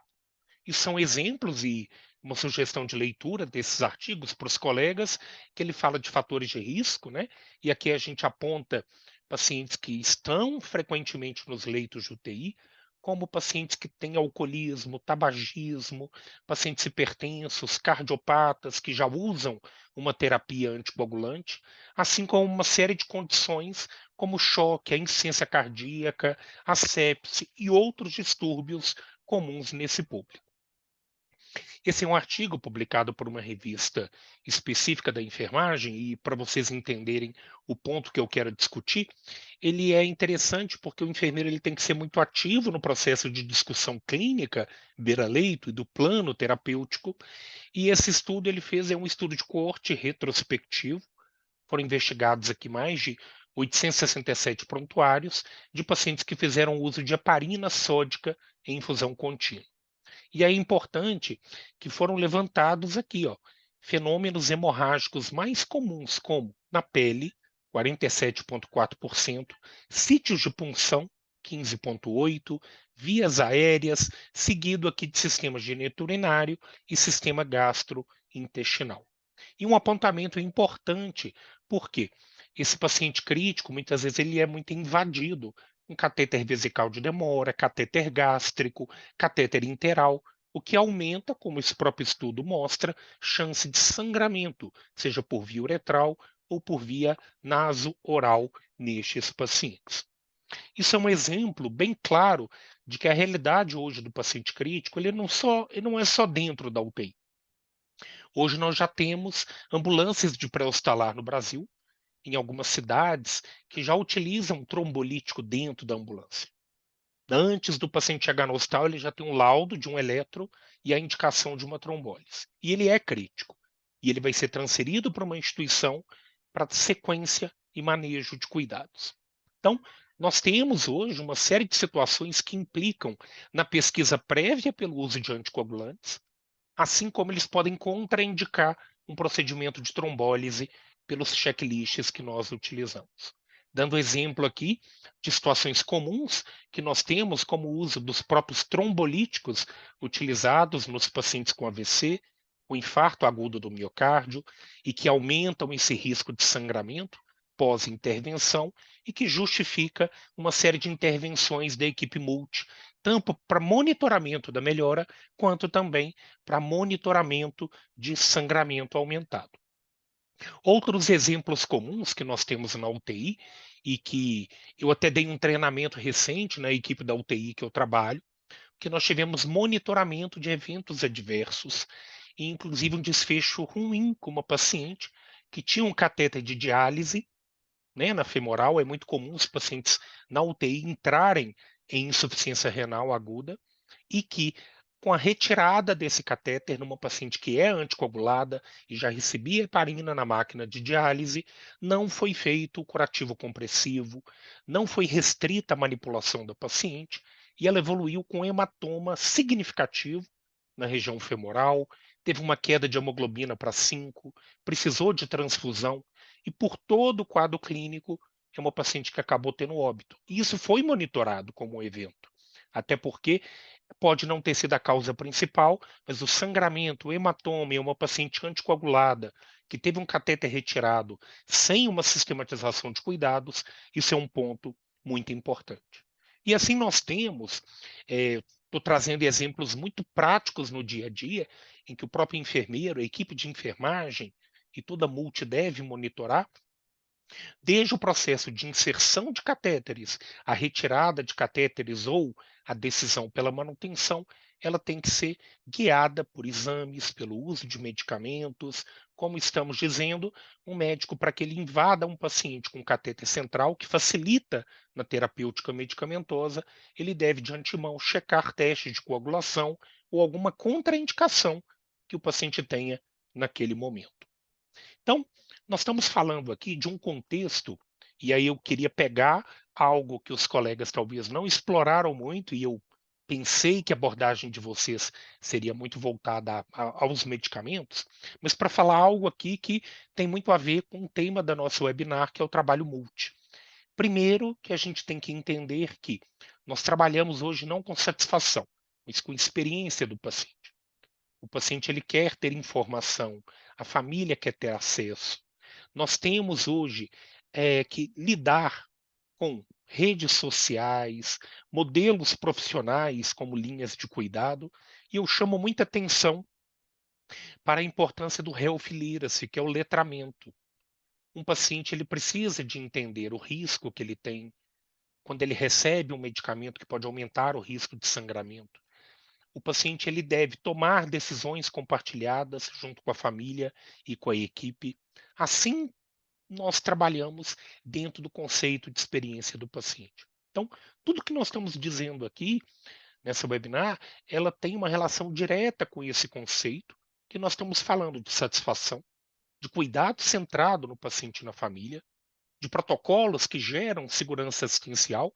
E aí eu chamo muita atenção e da felicidade de trabalhar com farmacêuticos clínicos e como que eles fazem essa revisão de prescrições, a discussão guiada com os médicos e a importância da participação de todos os farmacêuticos, inclusive no round, na corrida beira-leito, que o desfecho clínico que o paciente terá, ele é fruto do trabalho de toda a equipe. Então, o round ele é um momento muito importante aqui como uma estratégia de comunicação e de decisão de plano terapêutico, em que muitos desses eventos adversos ou riscos devem ser monitorados pela equipe, inclusive com a revisão pelo farmacêutico do plano terapêutico medicamentoso deste paciente.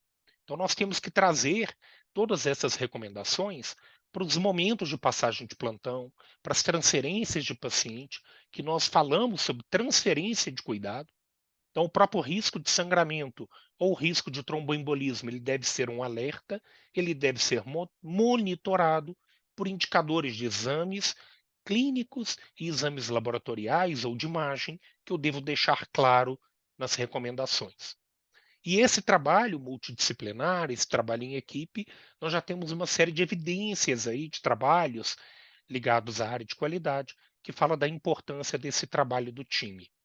É muito importante a relação de hierarquia horizontal, até da humildade de médicos e enfermeiros de reconhecerem que algum processo não está correto e do próprio médico em rever uma prescrição pensando numa possível interação medicamentosa, um risco aumentado de efeito adverso por uma dose inadequada prescrita. E aí, quando nós estamos falando nisso, e essa é a tendência, não só da terapia intensiva, mas de todo o serviço de assistência à saúde, é o foco no cuidado centrado no paciente. Quando eu foco no cuidado centrado, eu vou ter reconhecimento e humildade de corrigir rotas que eu segui, seja aí até da prescrição inadequada ou interação e manejo da administração de medicamentos, lembrando que eu tenho que reconhecer e acolher a família e fazer com que todos participem da transição, né, de cuidado. Algo que é fundamental é o plano terapêutico do paciente, a cabeceira, beira-leito, e que esse plano seja vivo e discutido ao round, a corrida de leito, chamando atenção aqui para os riscos que o paciente tem. Aqui embaixo mesmo, vocês podem observar que no plano terapêutico, esse é um exemplo até de uma publicação que eu tive sobre transferência de cuidado com colegas aqui de Minas Gerais, deixando claro a importância de risco como tromboembolismo venoso, o risco de sangramento e todos os procedimentos que nós queremos em decorrência disso. E o plano ele é da equipe. O plano terapêutico ele é feito desde a admissão do paciente, durante o seu curso de tratamento e um plano como previsão de alta segura também.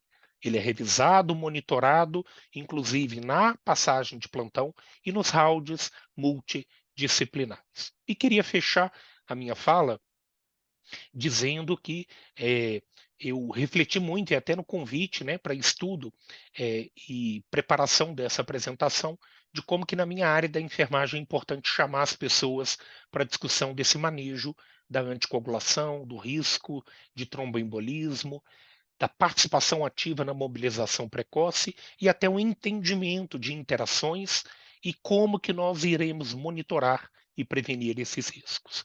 Para isso, o melhor mecanismo é o da educação interprofissional, simulações, casos clínicos e trazer a equipe justamente para a realidade do cotidiano desse serviço assistencial.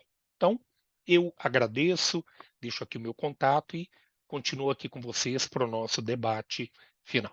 Obrigado pela atenção de todos. Cleiton, perfeita a sua apresentação. Gente, eu Obrigado. adorei, né? A gente já havia pensado muito como o departamento de farmácia, o Johansi, o Antônio Henrique, foram os defensores para esse tema ser multiprofissional, então eu adorei suas colaborações, parabéns mesmo, Obrigado. excelente sua apresentação. Que bom. Obrigada, enriquecedora, né? Por mais que a gente esteja dentro da UTI e até quando a gente faz a divulgação do webinar, é tanto para atualização e para outros profissionais também, enfim, visualizarem, aprender também um pouco com essas contribuições, né? Então, agora eu passo a fala para o Perfeito. Christian, tá? Muito obrigada, Cleiton. Christian, boa apresentação. Muito obrigado.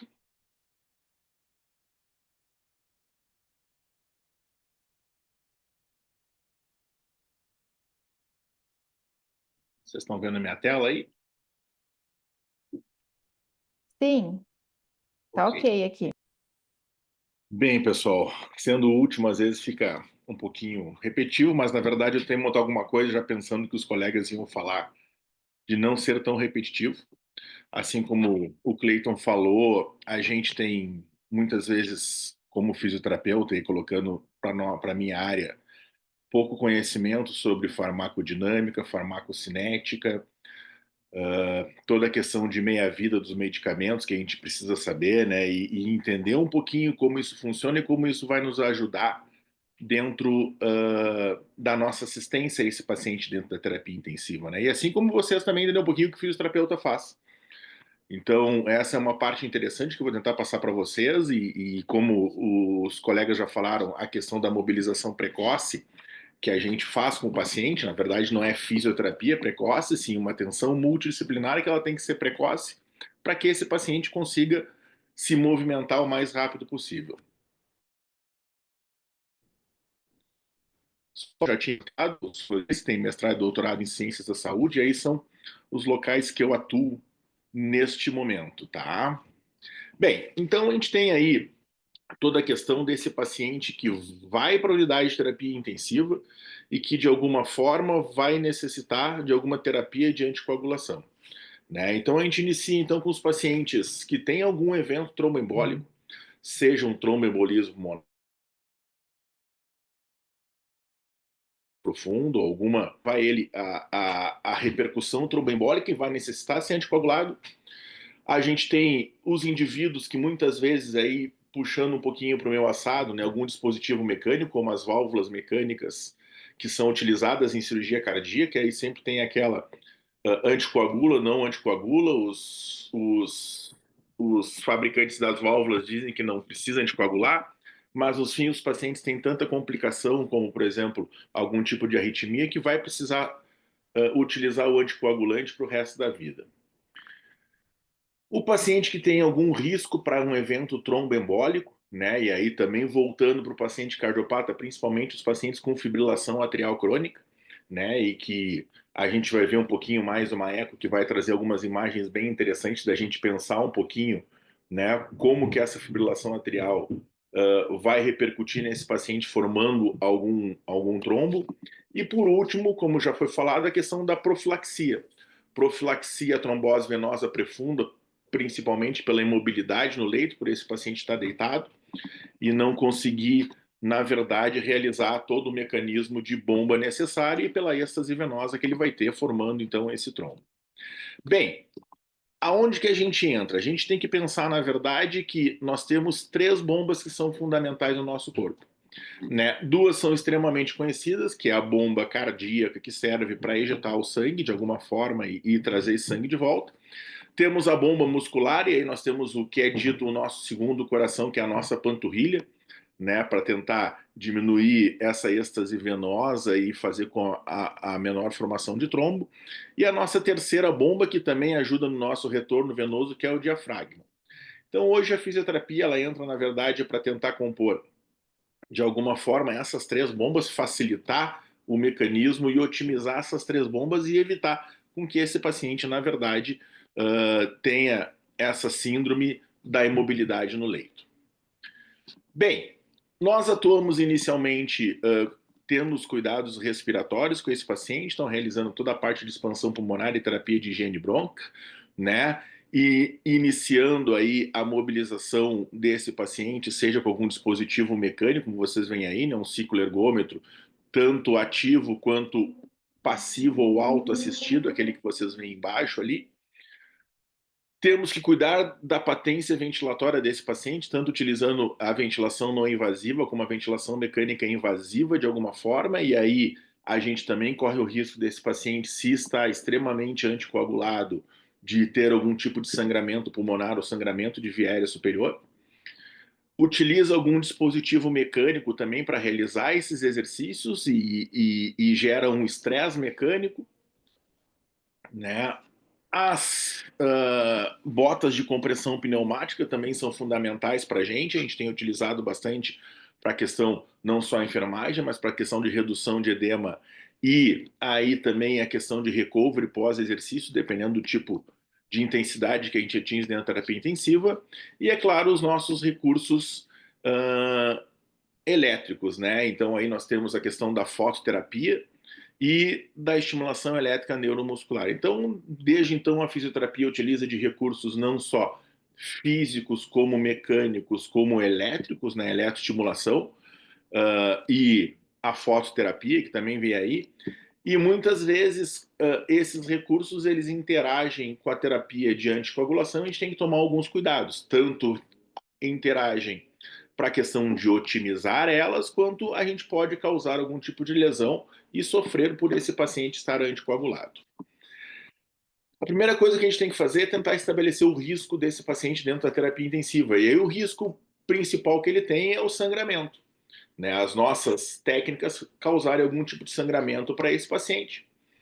A questão de hematoma e equimose, e aí vem muito em função de algum tipo de batida, algum tipo de trauma direto. As lesões musculares, então, se a gente forçar muito algum tipo de exercício ou estabelecer uma carga muito grande, a gente vai provocar uma lesão, uma microrruptura nesse paciente, e aí esse paciente vai ter um sangramento em função dessa microrruptura. As interações medicamentosas, então nós utilizamos aqueles equipamentos muitas vezes como uma terapia anti-inflamatória, uma terapia de favorecer a microcirculação, aumentar a circulação local, e aí muitas vezes também otimizar a produção de energia pela mitocôndria dentro da célula, e aí isso também vai provocar mais energia, o que pode provocar algum tipo de sangramento através desse aumento dessa microcirculação.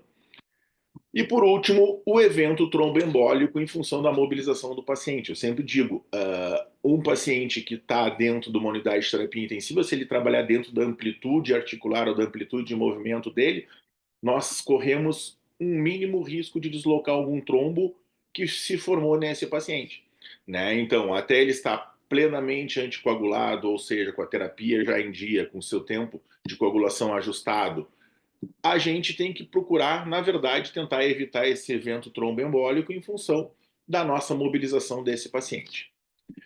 Quando a gente parte para a mobilização precoce, existe esse consenso que é lá de 2014 que a gente utiliza hoje, né, aonde ele coloca bandeiras vermelha, verde e amarela para mobilizar o paciente tanto na cama quanto fora da cama, ou seja, eu realizar algum tipo de exercício de atividade com ele na cama quanto fora da cama. Em pacientes que têm sangramento não controlado, a bandeira é vermelha, ou seja, não mobiliza ele de jeito nenhum. Em pacientes com suspeita ou risco de sangramento, né, ou seja, com anticoagulação, a gente tem aí uma liberação para realizar exercícios com ele ou mobilização na cama, que é a bandeira verde, e uma bandeira amarela fora na cama, aonde esse paciente tem que ser discutido pela equipe e avaliar se ele tem mais benefício em ser mobilizado fora da cama do que risco, né? Então a gente parte por uma primeira questão, que é a conversa, que é a comunicação entre a equipe. Esse é uma imagem da internet, onde a gente observa ali um trombo dentro do ventrículo esquerdo, né? Então, a imagem do eco, e a gente vai ver o que vai acontecer com esse trombo. E é aquilo que a gente não quer enxergar de jeito nenhum na terapia intensiva. Provavelmente era um trombo que estava no átrio esquerdo e que foi para o ventrículo esquerdo que se soltou, né, em função de uma fibrilação atrial. E a gente se pergunta, pô, isso é uma imagem da internet. Isso não é só a imagem da internet, essa é uma imagem de uma UTI nossa do hospital lá de Gravataí, né, aonde vocês podem ver lá dentro do átrio direito um trombo que veio da circulação sistêmica por uma trombose venosa profunda. E aí a gente fica pensando, o que a gente faz com esse paciente, na verdade, né? Se eu mobilizar, eu desloco esse trombo, se eu gerar algum tipo de pressão, ele vai fazer um tromboembolismo pulmonar recorrente. E aí, né? Então, quando a gente pensa em fisioterapia voltada para atenção a esse paciente, esse é um artigo de revisão da literatura bem interessante, onde foram avaliados 62 artigos, olha só que legal, né? Que falava de reabilitação, trombose venosa profunda e fisioterapia. A grande maioria deles voltadas para profilaxia de trombose e para a questão da complicação desses pacientes, mas ele traz alguns dados interessantes. A primeira coisa que já foi falada é que o que é interessante é que, na verdade, todos esses pacientes também utilizavam a questão da terapia de anticoagulação, né? Então, a deambulação precoce, ela aparece como indicação de prevenção de êxtase venosa e da TVP, sendo ela também a indicação mais simples e possivelmente a mais aplicável dentro das primeiras 24 horas de internação ou pós-cirúrgico desse paciente para evitar a TVP. Quando associada à fisioterapia motora, pode levar a um retorno precoce dessa rotina, né, e menores índices de complicação, menor tempo de internação hospitalar e baixa mortalidade após 6 meses de alta desse paciente no hospital. Então, nós temos uma questão de, além da profilaxia com a droga, a questão da atividade motora desse paciente e a deambulação precoce desse paciente. A associação da meia de compressão elástica também melhora a velocidade do fluxo sanguíneo e reduz a êxtase venosa. Ela se torna um recurso coadjuvante, né, associado aos métodos farmacológicos, reduzindo esse paciente de ter alguma trombose venosa, redução de edema e facilitando também a deambulação desse paciente. Entramos por uma outra fala, que é a compressão pneumática intermitente. Olha só, a compressão pneumática intermitente, também quando associada à medicação, reduz o risco, a incidência de TVP em 60%. Além disso, 54% dos fatores mecânicos, ela previne a êxtase venosa ao comprimir repetitivamente o membro, de maneira rítmica, mantendo uma pressão de insuflação em torno de 30 a 40. E ela pode aumentar ainda o fluxo sanguíneo de 180 a 240% na região. Que interessante, né? E ainda reduz o estado de hipercoagulabilidade desse paciente.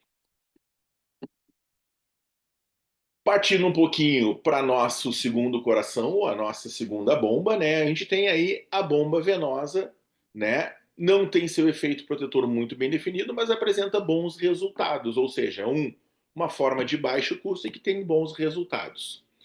E puxando um pouquinho para o meu assaço, né? A fisioterapia, tanto com seus exercícios, né, deve ser realizada melhorando esse bem-estar do paciente, o processo de internação, a diminuição do edema e da dor, a melhora da circulação, prevenindo a trombose venosa profunda, suas complicações, reduzindo o tempo de internação hospitalar. Então a gente tem que ver que toda a parte motora de exercício para esse paciente, associado com a parte de drogas, ela é fundamental. Ou seja, não é nenhum nem outro, nós temos que ter uma associação das técnicas para que esse paciente tenha um menor tempo de internação, menores complicações e, com isso, uma alta precoce uma alta mais precoce com melhor qualidade para ele ir para casa. Esse foi uma meta-análise que realizou a questão de alguns artigos e viu a evidência de efeitos não desejáveis na mobilização desses pacientes com tromboembolismo. A gente pode ver ali que de 1.674 pacientes analisados, nessa meta-análise, 5 pacientes tiveram algum tipo de trombose venosa relatada ou algum evento relatado de morte por essa trombose venosa. Isso é menos de 5% dos pacientes. E quando a gente avalia no leito desses pacientes, a gente tem aí uma taxa em torno de 4%, de 4 a 6% desses pacientes de evento. É muito baixo a questão das complicações e de eventos adversos da mobilização desses pacientes quando associado à terapêutica medicamentosa. Então, o que a gente tem que pensar quando a gente vai ter uma terapia de anticoagulação associada ao paciente com o risco de fazer algum evento tromboembólico? A primeira coisa é uma avaliação detalhada desse paciente. Os colegas já falaram, então, estabelecer qual é o paciente que tem risco de fazer um evento tromboembólico e, a partir disso, estabelecer uma terapia de anticoagulação e uma terapia de mobilização mais precoce desse paciente. Orientar esse paciente. Então, não basta a gente orientar. Eu já vi muito paciente fazer tromboembolismo pulmonar quando foi no banheiro fazer força para fazer suas necessidades. Então, saiu da cama, foi fazer força e deslocou algum trombo de algum lugar e fez algum evento tromboembólico, seja a nível arterial, a nível cerebral, quanto a nível pulmonar. Monitorar. Né? A gente sabe que a questão da anticoagulação ela passa por monitoramento. Tanto monitoramento dentro do hospital, da unidade de terapia intensiva, quanto fora dele. Né? E a gente tem N fatores, como alimentação, temperatura, exercício, N coisas que vão influenciar muitas vezes, dependendo do tipo de anticoagulante que a gente utiliza. Adaptação à terapia. Né? Então, qual a terapia que vai ser mais indicada, qual que eu tenho, e aí, como o colega falou, o menor custo para esse paciente e que eu consigo ter o melhor resultado. Comunicação, e aí uma das questões até que estava rolando no chat aí é como que a gente faz para melhorar? A primeira coisa é se comunicar.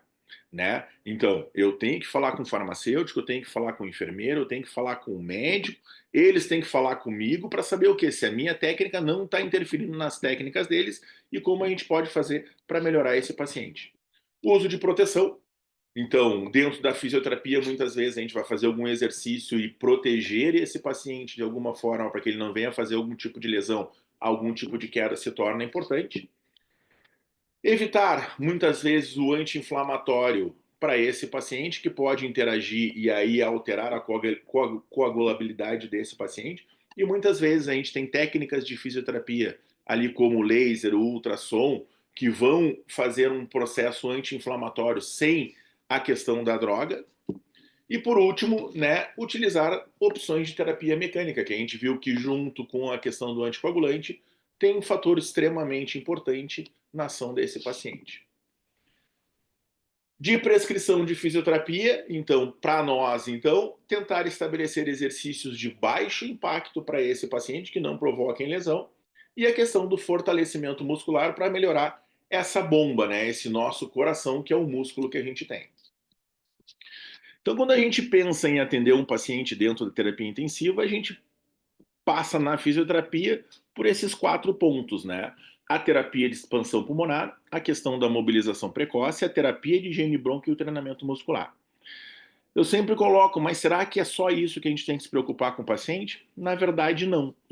Né? A gente vai ter que se preocupar aí com N fatores que são importantes, então desde o status funcional, se esse paciente utiliza algum sedativo e analgésico, ele vai ficar imobilizado no leito, como que está o balanço hídrico nele, e aí o balanço hídrico contribui para a questão de formação de edema e êxtase venosa, qual o tipo de suporte respiratório ou ventilatório, se a gente está contribuindo então para essa demanda de oxigênio desse paciente, aonde que se encontra o ciclo da doença que ele está, então se ele está no momento de declínio, se ele está num momento de sustentação, ou ele está no momento de avanço, de melhora dessa doença, se ele está se alimentando adequadamente, se essa alimentação não vai ter influência com a minha terapêutica, tanto de drogas quanto terapia física com ele, que outras drogas ele está utilizando que pode ter essa interação medicamentosa, se ele tem algum tipo de terapia associada, e aí os colegas falaram na questão da diálise, né? Então é uma questão bem importante para esse paciente.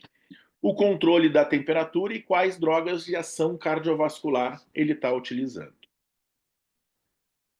Acho que era isso que eu tinha para falar para vocês. Espero ter tirado algumas dúvidas aí. Então, a nossa interação dessa forma lá é extremamente importante, né? Para que a gente consiga, na verdade, estabelecer não só qual a melhor terapeuta medicamentosa anticoagulante para esse paciente, quanto a assistência, a experiência que a gente vai promover para esse paciente, né? Dando uma assistência geral, né? Conhecendo um pouquinho mais da outra área, a gente também consegue dar uma experiência melhor para esse paciente. E eu fico à disposição para perguntas.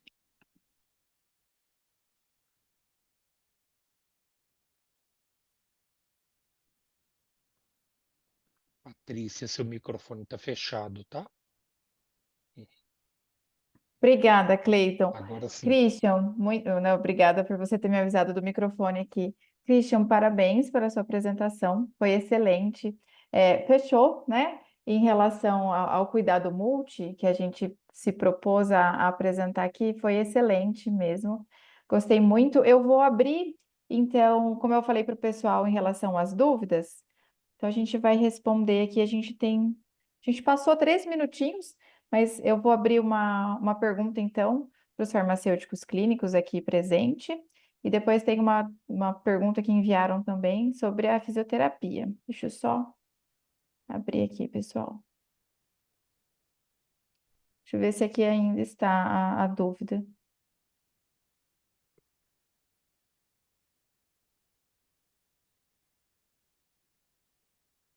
Tá na aba do meio, Patrícia, que Ah, o Johansi não. acabou respondendo, Ah, ele né? respondeu? Ah, então tá bem. Respondi, mas eu posso falar, se for o caso. Ah, então tudo bem. Pode. Que eu ia abrir a pergunta aqui, mas eu acredito que a pessoa deve ter saído do webinar, porque não está aparecendo a dúvida dela para mim. Vocês responderam lá, então, Tá né? aqui nas respondidas pelo Ah, chat. então, peraí. Deixa eu só. Acho que daí não compartilha a minha tela, né? Então, colocaram assim: boa noite, gostaria de saber sobre o manejo de profilaxia, né?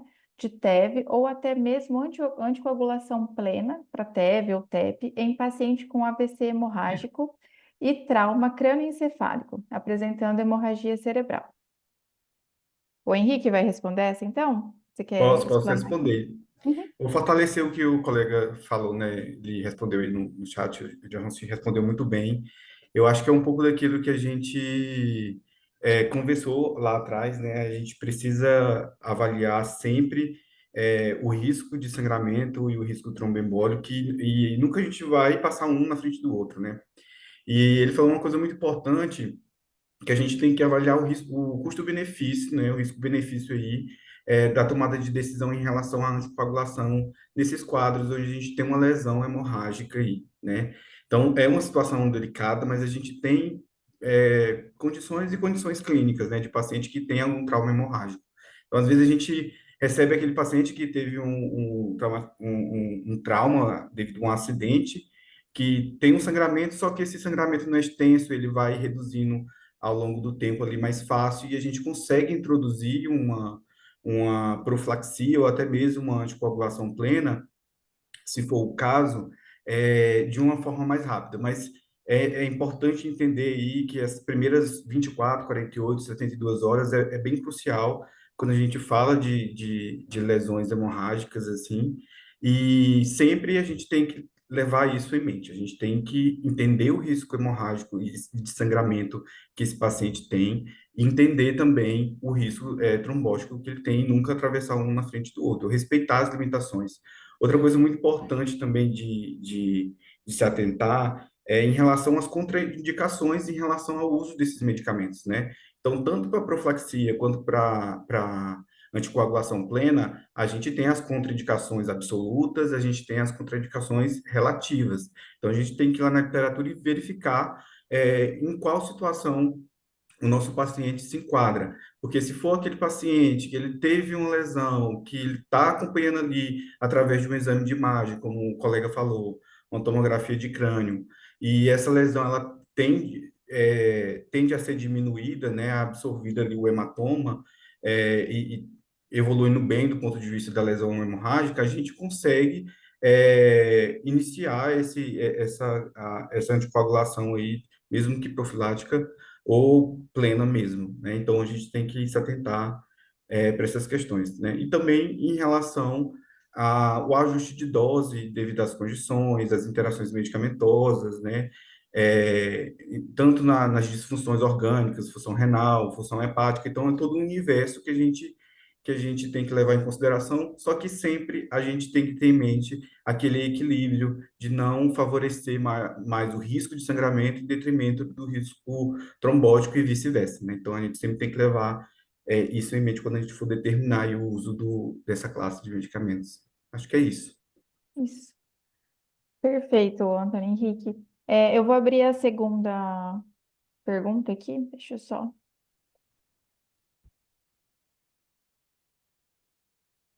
Deixa eu ver se eu consigo abrir ela para a live.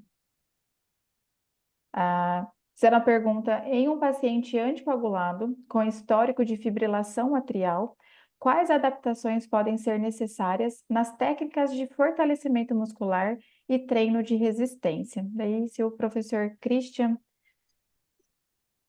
puder nos Bom, responder aqui. na verdade, assim, a fibrilação atrial a gente sabe que é uma coisa que ela incomoda, mas não mata, né? Na cardiologia a gente sempre diz assim, né? Ela vai lá, vai acompanhar o paciente até o final da vida dele, vai incomodar ele, vai provocar um monte de coisa, mas não vai matar. E querendo ou não, a maior complicação dela é a formação do evento tromboembólico, né? Onde vai formar o trombo e esse paciente vai ter algum tipo de evento se não tiver anticoagulação necessária ou tiver algum evento cardiológico aí.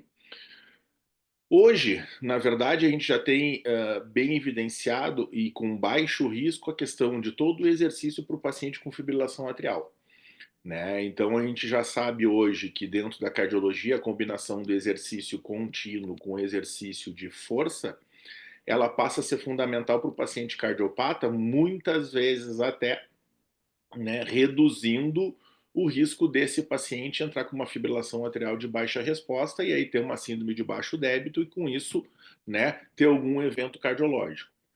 Para todo paciente a gente tem que ter uma avaliação, então isso já vem um pouquinho lá tem uma pergunta anterior ali que é como que, já vou responder a outra aqui, o manejo do paciente pós-evento tromboembólico para fisioterapêutico. A gente tem que saber qual é que vai ser a disfunção que esse paciente apresenta, qual é a limitação que ele tem para a gente determinar a carga. E sempre quando a gente for prescrever, e aí é uma coisa que eu brigo muito, tanto com os meus alunos quanto com quem trabalha comigo, determina intensidade, frequência, né, e periodicidade para esse paciente, que é uma coisa que a gente não faz, né, para saber o quanto que eu vou trabalhar com ele no turno da manhã, o quanto que eu vou trabalhar no turno da tarde, e aí sim eu tenho uma progressão desse exercício com esse paciente, né? E é isso que vai dar a diferença. Então a gente já sabe, já tem evidência do quanto prescrever, de que forma prescrever para esse paciente. O que a gente precisa saber é avaliar esse paciente para que a gente consiga progredir esse exercício. Obrigada por suas contribuições, Christian. Eu vou abrir mais uma pergunta aqui. Eu acredito que já na apresentação, o professor Clayton, ele explanou sobre essa abordagem aqui também. Então, a segunda pergunta é: quais os maiores desafios do tratamento interdisciplinar na prática? Então, se o professor Clayton quiser contribuir Muito aqui bem, conosco, muito tá? bem. Eu acho, não, eu acho não, né? Na verdade, assim, eu percebo, é um termo melhor, que na prática clínica ainda existe muito ainda esse conceito da hierarquia vertical de alguns médicos plantonistas de UTI, em que nem todos estão tão abertos para ouvir todos os membros da equipe multi. Vou dar um exemplo. Em muitas corridas de leite, em muitas corridas com round, sempre é o médico que lidera a discussão, sempre é ele que conduz. Então, acho que a primeira discussão que a gente tem que trazer, enquanto equipe multi, farmácia, nutrição, físio, fono, todos os outros, é qual a nossa participação efetiva, se a gente tem liberdade de expressar tudo aquilo que é importante, e importante ter um espaço de escuta, não só de fala e de negociação. Porque muitas vezes a gente vai ter alguma divergência, vai ter algum questionamento, alguma interação medicamentosa que o farmacêutico quer intervir, mas a maior dificuldade que a gente tem hoje nesse trabalho interdisciplinar e multi é trabalhar as relações de poder. Por quê?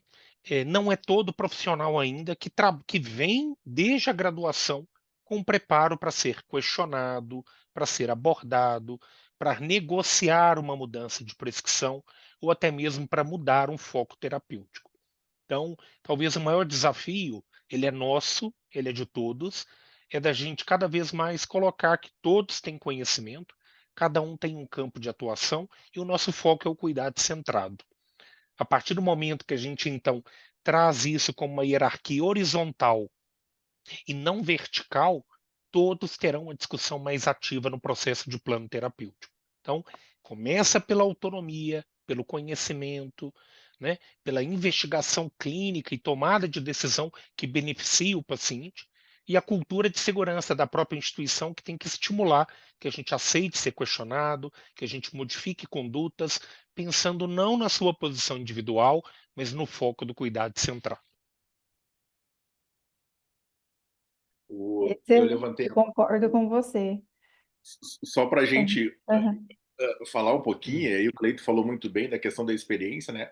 Eu acho que a gente tem que pensar na meta 2 de segurança, né? Que é melhorar a comunicação entre os profissionais, né? Parte daí. Se a gente não se comunica, que nem dizia o velho Chacrinha, eu vou entregar a minha idade, né? Quem não se comunica se trumbica, né? Então, uma comunicação horizontal, ela parte para saber do que eu posso, até onde eu posso ir e até onde você pode ir dentro do nosso conhecimento. Isso é importante. Perfeito, concordo com vocês. Pessoal, acabamos estendendo 15 minutos do nosso webinar. Eu faço aqui o agradecimento aos participantes, o pessoal que separou um pouquinho a sua agenda, né, para aprender um pouco aqui, revisar os conceitos e aprender também com a experiência dos demais profissionais aqui, da enfermagem, fisioterapia e os profissionais farmacêuticos clínicos. Eu gostaria de aproveitar esse momento que a gente está com a sala cheia e falar para vocês que a gente tem o Congresso Brasileiro de Medicina Intensiva, que esse ano acontecerá em Curitiba, então, dos dias 6, 7 e 8 de novembro. Atentem-se que a gente tem o pré-congresso, né? Aproveitando que a temática de hoje, e além como o Cleiton também enfatizou que o cuidado ao paciente crítico ele é multiprofissional, não apenas o paciente crítico, mas nós vamos ter uma sala exclusiva para a equipe multiprofissional. Então, a gente vai ter uma sala multi no Congresso Brasileiro de Medicina Intensiva, além das outras temáticas de sedação, analgesia, drogas vasoativas, em relação também a antibiótico, a utilização de antimicrobianos e UTI, todas as temáticas de sepse também serão abordadas com os profissionais da multi, tanto na sala multi quanto nas grandes salas também. E ainda não posso falar de um outro evento que a gente vai ter para os profissionais da equipe multiprofissional que atua na unidade de terapia intensiva, mas fiquem de olho nas redes sociais da AMIB, a gente está compartilhando muitas informações. Então, para quem é da multi, a gente tem né?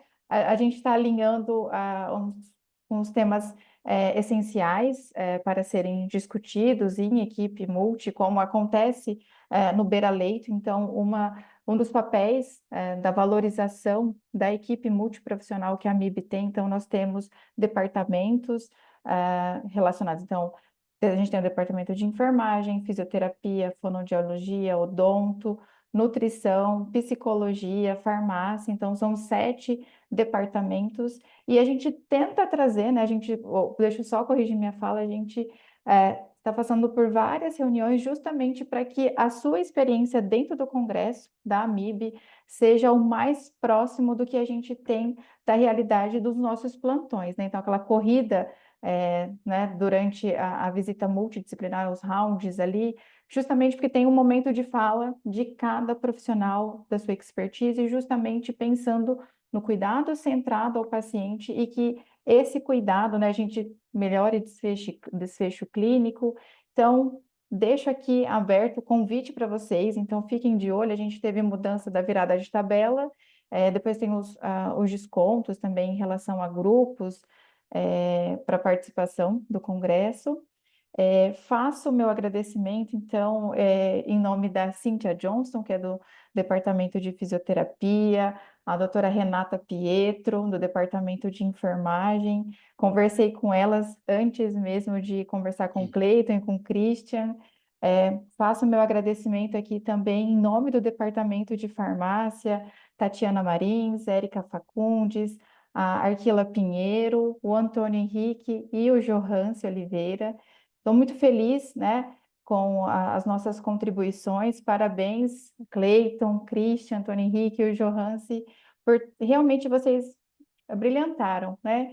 Ficou excelente o webinar. Agradeço o pessoal de casa também que estava aqui. A gente abriu algumas perguntas. Fizeram uma pergunta também em relação se a gente poderia disponibilizar o slide.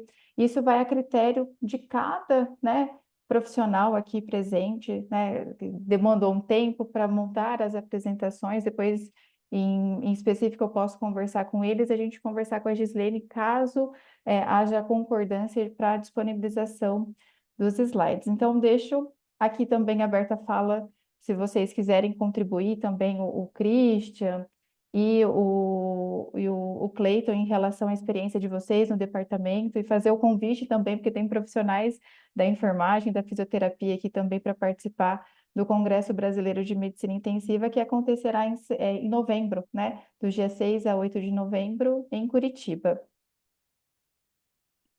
Reforço, né? Muito obrigado, Patrícia, em nome do Departamento de Enfermagem, né? O convite também.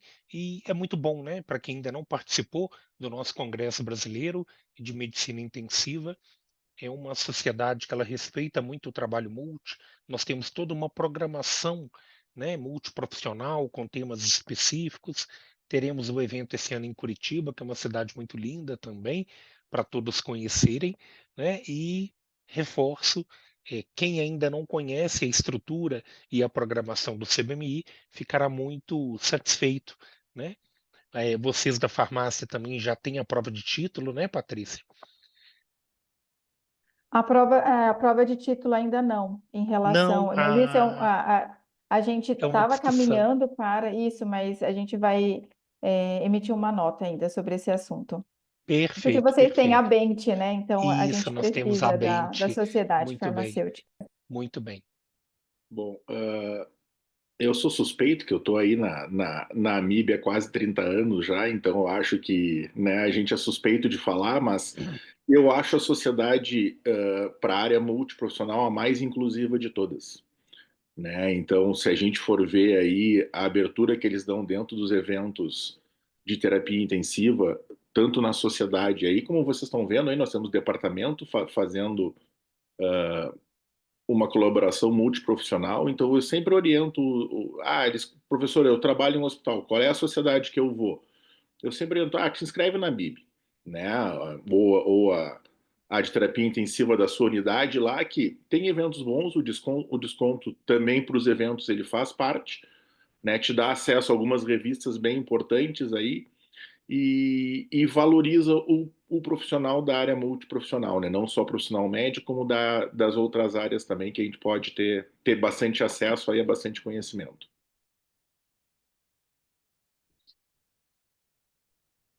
Perfeito.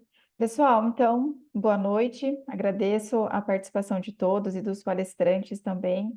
Excelente abordagem, né, que vocês fizeram em relação à temática, né, do cuidado multiprofissional na terapia com anticoagulantes. E muito obrigado, boa noite a todos. O Antônio Henrique, o Johansen, se vocês quiserem, momento de fala também, fiquem à Só Só dizer vontade. boa noite e agradecer mais uma vez aí a oportunidade. Foi um prazer estar com vocês hoje.